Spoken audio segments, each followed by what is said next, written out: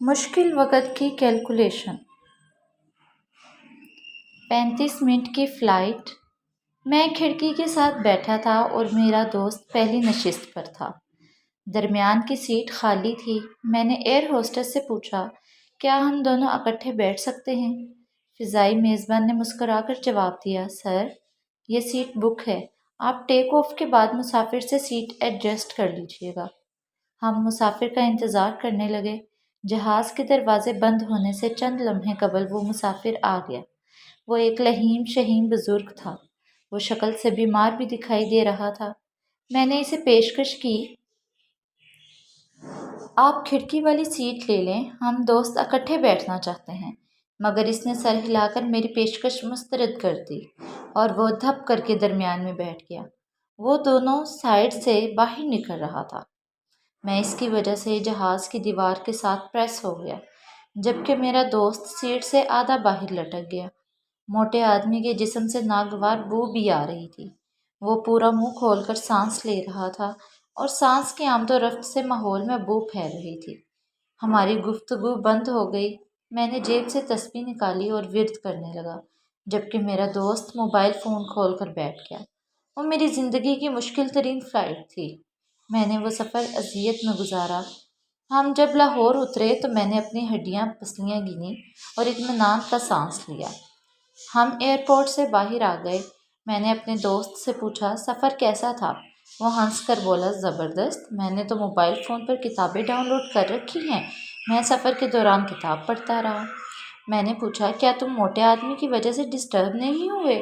وہ ہنس کر بولا، شروع کے 2 منٹ ہوا تھا، لیکن پھر میں نے ایڈجسٹ کر لیا۔ میں نے اپنی کونی اور پسلیاں اس کے پیٹ میں پھنسائی اور چپ چاپ کتاب پڑھتا رہا۔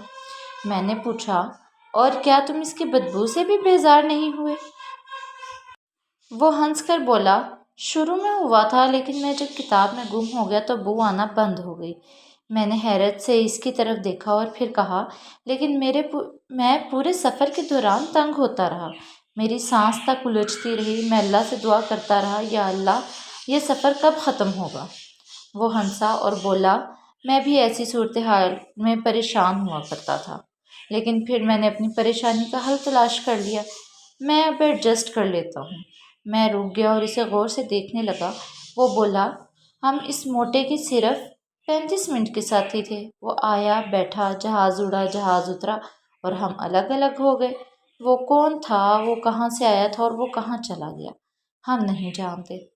تم اگر ان 35 منٹوں کو ایڈجسٹ کر لیتے تو تم تکلیف میں نہ آتے۔ وہ رکا، لمبی سانس لی اور بولا، ہماری ہر تکلیف کا ایک ایکسپائری ٹائم ہوتا ہے۔ ہم اگر اس ایکسپائری ٹائم کا اندازہ کر لیں تو پھر ہماری تکلیف کم ہو جاتی ہے۔ مثلاً وہ موٹا جب ہمارے درمیان بیٹھا تو میں نے فوراً ٹائم کیلکولیٹ کیا، مجھے اندازہ ہوا یہ صرف 35 منٹ کی تکلیف ہے۔ چنانچہ میں نے موٹے کے موٹاپے پر توجہ کی بجائے کتاب پڑھنا شروع کر دی۔ میری تکلیف چند منٹوں میں ختم ہو گئی۔ تم بھی تکلیف کے دورانیے کا اندازہ کر لیا کرو، تمہاری مشکل بھی آسان ہو جائے گی۔ میں نے اس سے پوچھا، تم نے یہ آرٹ کس سے سیکھا تھا؟ وہ ہنس کر بولا، میں نے یہ فن اپنے والد سے سیکھا تھا۔ میرے بچپن میں ہمارے ہمسائے میں ایک پھڈے باز شخص آ گیا تھا۔ ہم لوگ گلی میں کرکٹ کھیلتے تھے اور وہ ہماری وکٹیں اکھاڑ دیتا تھا، ہماری گیندز چھین لیتا تھا۔ وہ گلی میں نکل کر ہمارا کھیل بھی بند کرا دیتا تھا۔ وہ بہت دل گرفتہ ہوتا تھا۔ میں نے ایک دن اپنے والد سے اس کی شکایت کی۔ میرے والد نے میرے سر پر ہاتھ پھیرا اور فرمایا، بیٹا، یہ شخص کرایہ دار ہے، یہ آیا ہے اور یہ چلا جائے گا۔ ہمیں اس سے لڑنے اور الجھنے کے بجائے اس کے جانے کا انتظار کرنا چاہیے۔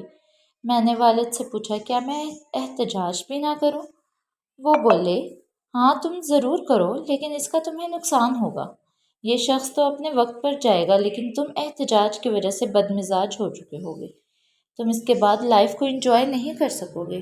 چنانچہ میرا مشورہ ہے، تم اپنی لائف پر فوکس کرو، تم اپنی خوشیوں پر دھیان دو، اور یہ اس جیسے لوگ آتے اور جاتے رہیں گے۔ یہ آج ہیں اور کل نہیں ہوں گے۔ تمہیں اپنا مزاج خراب کرنے کی کیا ضرورت ہے؟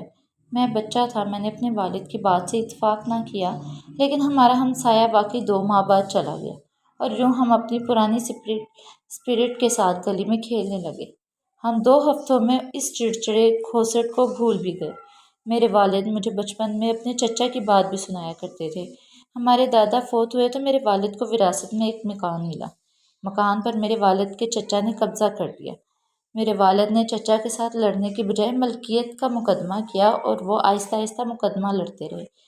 5 سال بعد میرے والد کے حق میں فیصلہ ہو گیا، لیکن چچا نے مکان خالی نہ کیا۔ میرے والد نے قبضے کے حصول کے لیے درخواست دی اور وہ آہستہ آہستہ اس درخواست کا پیچھا کرتے رہے۔ اگلے 2 برسوں میں والد کے چچا کا انتقال ہو گیا۔ والد کو مکان مل گیا۔ میرے والد کا کہنا تھا، چچا نے جب ہمارے مکان پر قبضہ کیا تھا تو مجھے بہت غصہ آیا، لیکن پھر میں نے سوچا میں اگر ان کے ساتھ لڑتا ہوں تو میں زخمی ہو جاؤں گا اور یوں یہ مکان پیچھے چلا جائے گا اور دشمنی آگے آ جائے گی۔ ہم تھانوں اور کچہریوں میں بھی جائیں گے، ہمارا وقت اور پیسہ بھی برباد ہوگا۔ چچا بوڑھے شخص ہیں، یہ کتنی دیر زندہ رہ لیں گے؟ چنانچہ میں نے مقدمہ کیا اور آہستہ آہستہ مقدمہ چلاتا رہا، یہاں تک کہ چچا طبعی زندگی گزار کر فوت ہو گئے۔ مجھے اپنا مکان بھی مل گیا اور میرے صبر کا صلہ بھی۔ میرے چچا نے جب مکان پر قبضہ کیا تھا تو وہ فقط ایک مکان تھا۔ 8 برسوں میں ہماری گلی کمرشلائزڈ ہو گئی، مکان کی قیمت میں 20 گنا اضافہ ہو گیا۔ یوں مجھے مکان بھی مل گیا اور مالیت میں بھی 20 گنا اضافہ ہو گیا۔ میں اس دوران اطمینان سے اپنے دفتر بھی جاتا رہا، میں نے اپنے بچے بھی پال لیے اور میں زندگی کی خوشیوں سے لطف بھی اندوز ہوتا رہا۔ میرے والد مجھے یہ واقعہ سنانے کے بعد اکثر کہا کرتے تھے، آپ جب بھی تکلیف میں آئیں آپ اس تکلیف کا دورانیہ کیلکولیٹ کریں اور اپنی توجہ کسی تعمیری کام پر لگا دیں، آپ کو وہ تکلیف تکلیف نہیں لگے گی۔ میں نے اپنے والد کی بات پلے باندھ دی، چنانچہ میں تکلیف کا دورانیہ نکالتا ہوں اور اپنی توجہ کسی تعمیری کام پر مبذول کر دیتا ہوں۔ وہ خاموش ہو گیا۔ یہ نکتہ میرے لیے نیا بھی تھا اور انوکھا بھی۔ میں نے اس سے پوچھا، کیا یہ تمہاری روٹین ہے؟ وہ کہکا لگا کر بولا، ہاں، مجھے جب بھی کوئی تکلیف دیتا ہے میں دل ہی دل میں کہتا ہوں یہ آج کا ایشو ہے، یہ کل نہیں ہوگا، میں اس کی وجہ سے اپنا آج اور کل کیوں برباد کر دوں، اور میری تکلیف ختم ہو جاتی ہے۔ میں نے پوچھا، مثلاً؟ وہ بولا، مثلاً وہ موٹا شخص صرف 35 منٹ کی تکلیف تھا، ہم نے صرف 35 منٹ گزارنے تھے اور اس کی تکلیف نے ہماری زندگی سے نکل جانا تھا۔ مثلاً کوئی شخص میرے ساتھ دھوکہ کرتا ہے، میں اس شخص اور دھوکے دونوں پر کہکا لگاتا ہوں اور آگے چل پڑتا ہوں۔ یقین کرو وہ دھوکہ اور وہ شخص دونوں چند دن بعد میرے لیے بھولی ہوئی داستان بن چکے ہوتے ہیں۔ مجھے کیریئر میں بے شمار مشکل باس اور خوفناک کولیگز ملے۔ میں ہر مشکل کو دیکھ کر کہتا تھا یہ آیا ہے اور یہ چلا جائے گا، مجھے اپنی زندگی برباد کرنے کی کیا ضرورت ہے؟ میں خوفناک کولیگ پر بھی ہمیشہ سوچتا رہا، یہ مختصر سفر کا مختصر ترین مسافر ہے، یہ اپنی منزل پر اتر جائے گا یا پھر میں اپنے سٹاپ پر چلا جاؤں گا، مجھے اس سے لڑنے کی کیا ضرورت ہے؟ آپ یقین کرو میرے مشکل باس بھی چلے گئے اور خوفناک کولیگز بھی، اور یوں میرا سفر جاری رہا۔ میری زندگی مزے سے گزری اور مزے سے گزر رہی ہے۔ وہ رکا، ہنسا اور بولا، آپ بھی یہ حقیقت پلے باندھ لو، زندگی 35 منٹ کی فلائٹ ہے، آپ ساتھی مسافر کی وجہ سے اپنا سفر خراب نہ کرو، آپ تکلیف کا دورانیہ دیکھو اور اپنی توجہ کسی دوسری جانب مبذول کر لو، آپ کی زندگی بھی اچھی گزرے گی۔ میں نے ہاں میں سر ہلایا۔ وہ اپنی گاڑی میں بیٹھ گیا اور میں اپنے دفتر چلا گیا۔ لیکن وہ دن ہے اور آج کا دن ہے، میں جب بھی کسی مسئلے، کسی تکلیف کا شکار ہوتا ہوں، میں دل ہی دل میں دہراتا ہوں، یہ 35 منٹ کی فلائٹ ہے، یہ ختم ہو جائے گی اور میں جلد اس تکلیف کو بھول جاؤں گا۔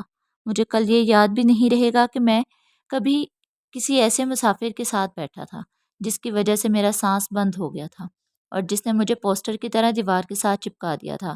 زندگی کا سفر انتہائی مختصر ہے۔ ہم اگر اس مختصر سفر کو شکایت دفتر بنا لیں گے تو یہ مختصر سفر مشکل ہو جائے گا، ہم اپنی منزل سے ہزاروں میل پیچھے اتر جائیں گے۔ چنانچہ جانے دیں تکلیف دینے والوں کو بھی اور اپنے آپ کو بھی، صرف سفر پر توجہ دیں اور یقین کریں ہماری مشکل، ہماری تکلیف ختم ہو جائے گی۔